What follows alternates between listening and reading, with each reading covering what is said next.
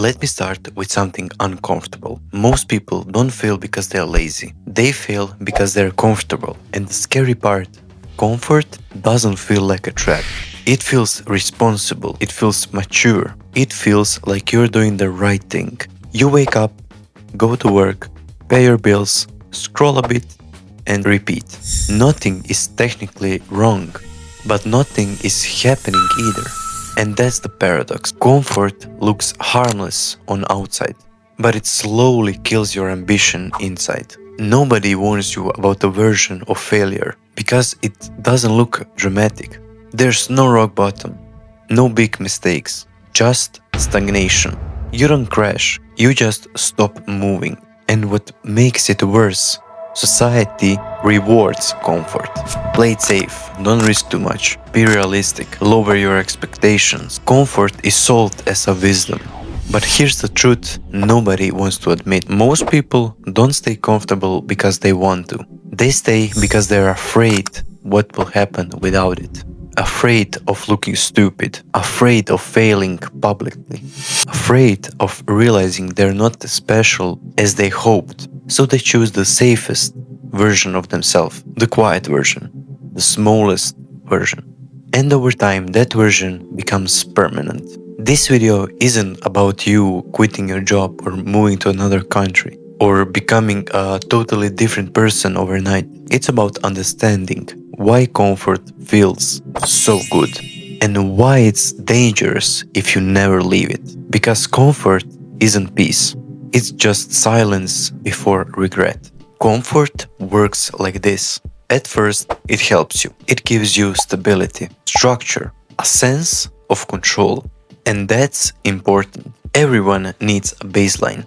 But comfort was never meant to be a destination. It was meant to be a starting point.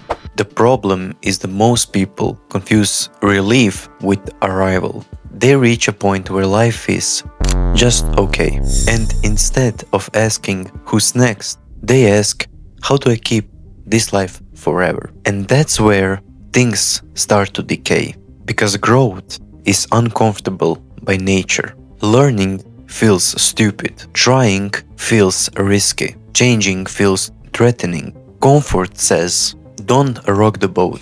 Don't overdo it. You're fine where you are. And slowly you stop challenging yourself. You stop having sharp thoughts. Stop setting real goals. Stop asking hard questions. You replace ambition with routines. Dreams with distraction. Netflix becomes your reward. Scrolling becomes your escape.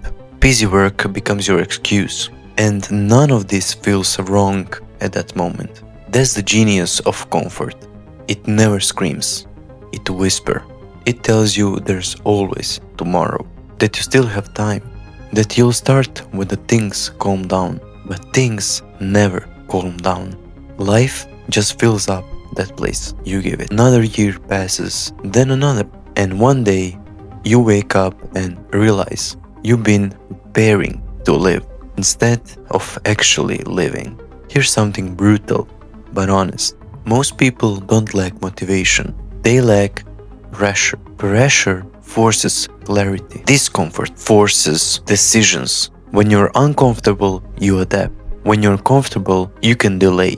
And that's why some of the most creative, disciplined, and driven people come from unstable backgrounds. Not because struggle is romantic, but because comfort never gave them an option to coast. Now, I'm not saying you should suffer for the sake of suffering. That's not the point. The point is intentional discomfort. Choose difficulty when you don't have to. Choose effort when nobody is watching. Choose growth over convenience. That's where identity is forged. Comfort keeps you the same person. Discomfort forces you to be someone new. And here's the part people don't talk enough about it. The longer you stay comfortable, the harder it becomes to leave. Your tolerance for uncertainty drops. Your confidence erodes. Risk feels bigger than it actually is. You start overthinking everything. You wait for perfect conditions. You need guarantees that don't exist. So you wait, and waiting becomes your lifestyle. But comfort doesn't protect you from the pain, it just postpones it, because eventually reality catches up.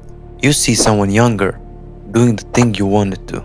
You hear someone talk about life you secretly wanted to have.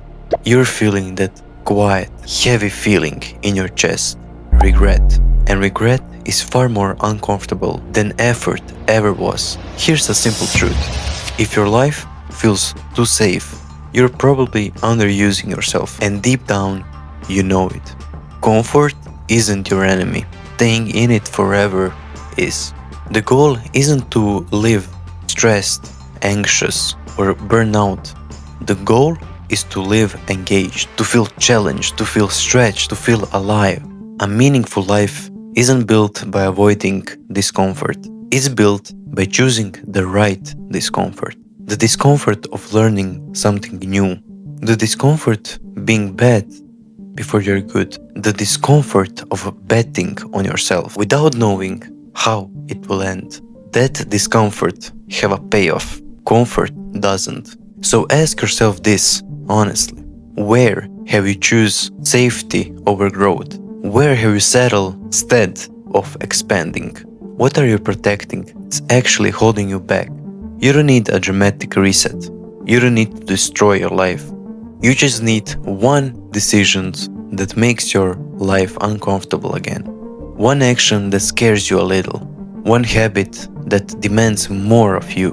One standard you refuse to lower.